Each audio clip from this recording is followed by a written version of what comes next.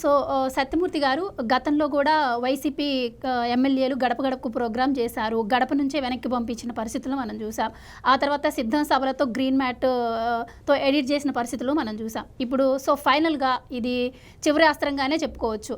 అయితే మరి దీనిలో కూడా మొదటి రోజే ఆయనకు నిరాశ ఎదురైనట్టు మనకి చూస్తే విజువల్స్ చూసినా కొన్ని వార్తలు విన్నా కనిపిస్తూ ఉంది. సో ఎందుకని ప్రజల నుంచి ఆయనకు స్పందన కరువైంది అంటే ఏం చెప్తారు? ఇప్పుడు జనరల్గా ముఖ్యమంత్రి స్థానంలో ఉన్న వ్యక్తి పబ్లిక్లోకి వస్తున్నాడు అంటే పబ్లిక్ చాలా ఎక్స్పెక్ట్ చేస్తారు. ఇగో నేను రాజధాని అమరావతిని పూర్తి చేశాను, విశాఖపట్నాన్ని ఐటీ హబ్గా చేసేసాను, పోలవరం ప్రాజెక్ట్ కంప్లీట్ చేశాను, విశాఖపట్నానికి రైల్వే జోన్ తెచ్చేశాను, కడపలో ఉక్కు ఫ్యాక్టరీ స్థాపించేశాను, ఇవన్నీ చేశాను, మీరు నాకు ఓటేయండి అని అడుగుతారు ఎవరైనా. జగన్మోహన్ రెడ్డి వచ్చాడు, మొదటి రోజు వచ్చాడు. వచ్చి ఏం చెప్పాడు? బాబాయ్ వివేకానంద రెడ్డిని చంపింది ఎవరు? ఆ దేవుడికే తెలియాలి. దేవుడికి ఎందుకు తెలిసింది? అందరు సిబిఐ కూడా చెప్పింది కదా, సిబిఐలో తెలిసింది, సిబిఐ ఛార్జ్ షీట్లో ఉంది కదా ఎవరు చంపారో. ఇంకా దేవుడికి తెలియటం ఏంటి?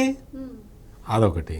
చంద్రబాబు నాయుడు దత్తపుత్రుడు, TV5, ఈనాడు, ఈ దుష్ట చతుష్టయము, అది ఇది అని చెప్పి మళ్ళీ ఇవే కబుర్లు. ఈ కబుర్లు చెప్తూనే ఉన్నావు కదా, 5 ఏళ్ళ నుంచి అదే చెప్తున్నావు కదా. ఒక్కడిని చేసి అందరూ వస్తున్నారు అంటే ఒక్కడు రావటం తేలిక. రాజకీయాల్లో ఒక్కడు రావటం తేలిక, 3 పార్టీలు కలిసి రావటం తేలిక. ఒక్కసారి ఆలోచించండి మీరు. అంటే 3 పెద్ద పార్టీలు కలిసి ఒక చోటకి రావాలి అంటే ఉండేవేమో 175 అసెంబ్లీ సీట్లే, 25 పార్లమెంటు సీట్లే. వీటిల్లో అడ్జస్ట్ కావాలి అందరూ. నాయకులు ఉంటారు, క్షేత్రస్థాయిలో కార్యకర్తలు ఉంటారు, వాళ్ళందరూ కలిసి కూర్చొని మాట్లాడుకొని ఒక డెమోక్రటిక్ ప్రాసెస్ అది. 3 పార్టీలు కలవటం అంటే 3 పార్టీలు కానీ 2 పార్టీలు కానీ 5 పార్టీలు కానీ ఒక కూటమి కట్టడం అంటే it is a democratic process. నీ దగ్గర ఆ డెమోక్రటిక్ ప్రాసెస్ లేదు. నువ్వు ఒక్కడివే వస్తానంటున్నావు, అది ఏదో గొప్పగా చెప్తున్నావు. గొప్పగా చెప్పాల్సింది ఒక్కడే రావటం కాదు. రాజకీయాలకు సంబంధించినంత వరకు ఒక్కడనే వస్తా అని ఎవరు అంటారంటే రౌడీలు అంటారు. నేను ఒక్కడనే వస్తా, నువ్వు ఎంతమంది వస్తావు రా తేల్చుకుందాం అంటాడు. ఎవడు? స్ట్రీట్లో రౌడీలు ఉంటారు కదా, వాళ్ళ భాష అది. రాజకీయాలలో నరేంద్ర మోడీ ఒక 31 పార్టీలతోటి ఎన్డీఏ విస్తరించుకొని కూర్చొని ఉన్నాడు. అంటే నరేంద్ర మోడీ ఒక్కడికే పరిపాలించడం చేతకాక బీజేపీకి అక్కడ తగిన సంఖ్యాబలం లేక వీళ్ళందరినీ కలుపుకున్నాడా? లేదు కదా. బీజేపీకి 306 స్థానాలు ఉన్నాయి, పార్లమెంటు స్థానాలు. వాళ్ళకి తెలియక కాదు, వాళ్ళకి చేతకాక కాదు కదా. It is a democratic process.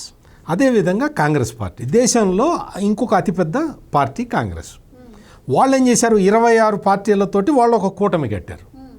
ఆ కూటమిలో విభేదాలు ఉన్నాయి, అది వేరే విషయం చెప్తున్నా నేను.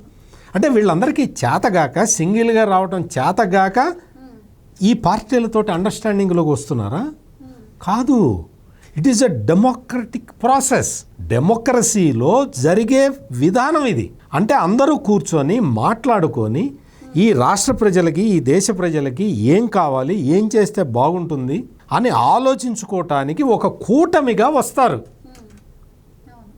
సింహం సింగిల్గా వస్తుంది, రమ్మను కాదని ఎవరన్నారు? అంటే ఇవన్నీ చెప్పి, అంటే నువ్వు ముఖ్యమంత్రిగా ఉండి నన్ను ఒక్కడే చేసి అందరూ అంటే ఇప్పుడు మీరు చెప్తున్న దాంట్లో ఒక పాయింట్, గతంలో ఏంటి అంటే హత్యలను అడ్డు పెట్టుకొని వచ్చాడు సానుభూతితోటి.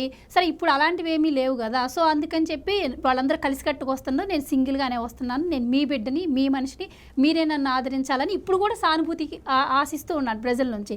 సో ఆ పాయింట్ ఆఫ్ వ్యూలో ఆయన ఆలోచించి చెప్తున్నారు. అదే చెప్తున్నా. ఇప్పుడు సానుభూతి వర్కౌట్ కావాలని వాళ్ళందరూ కలిసి వస్తున్నారు నా మీదకి అంటే దానికే నేను వివరణ ఇస్తున్నా.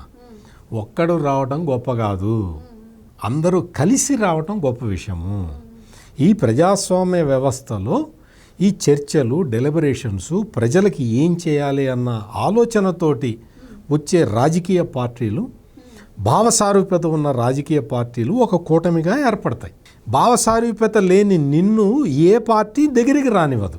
నువ్వు వచ్చింది you are a break away group of Congress party. Congress party నుంచి చీలిన ఒక వర్గానివి నువ్వు. నిన్ను మళ్ళీ అయినా కాంగ్రెస్ పార్టీ దగ్గరికి రానిస్తున్నదా?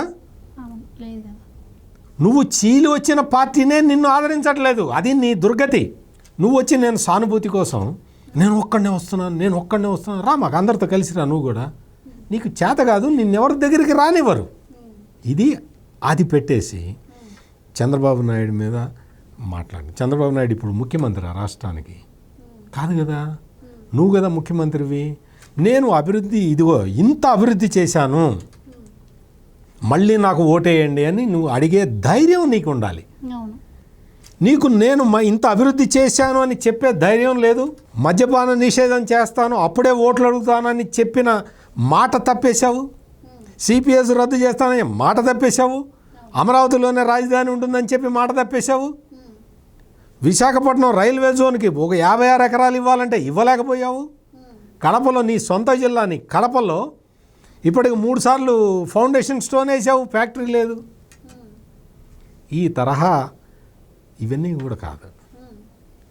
అన్నమయ్య ప్రాజెక్ట్ అని ఆయన సొంత జిల్లాలోనే ఉంటుంది. అంటే ఇవన్నీ నెరవేర్చాలంటే మళ్ళీ నన్ను గెలిపించి నన్ను అడగడానికి ఆయన బస్సు యాత్ర చేపట్టాడు. ఈ 5 సంవత్సరాలు ఏం చేశామని అడుగుతున్నారు ప్రజలు. ఆయన అడుగుతున్నాడు నన్ను మళ్ళీ గెలిపించండి అని. ఈ 5 సంవత్సరాలు ఏం చేశావు అని అడుగుతున్నారు. సో ఆయన సొంత జిల్లాలో ఉన్న అన్నమయ్య ప్రాజెక్టు గేటు కొట్టుకుపోతే, ప్రాజెక్టు గేటు నీటిపారుదల ప్రాజెక్టు గేటు కొట్టుకుపోతే ఇప్పటివరకు పెట్టలేదు. అంత దుర్గతిలో ఉన్నారు. మొత్తం పరిపాలన చేతగాలేదు. పాలన అంతా స్తంభించిపోయింది. ఎక్కడా కూడా ఒక సిస్టమ్ అనేది లేకుండా పోయింది. అందువల్ల రాష్ట్రంలో అరాచకం తాండవిస్తున్నది. అందుకని ప్రజలు ఈ పాటిగా ఒక నిర్ణయం తీసుకొని ఉన్నారు. అందుకని ఈయన ఏం చేస్తున్నాడు అంటే వాళ్ళందరూ కలిసి వస్తున్నారు అని చెప్పి ప్రజల్ని మభ్యపెట్టడానికి ప్రయత్నం చేస్తున్నాడు.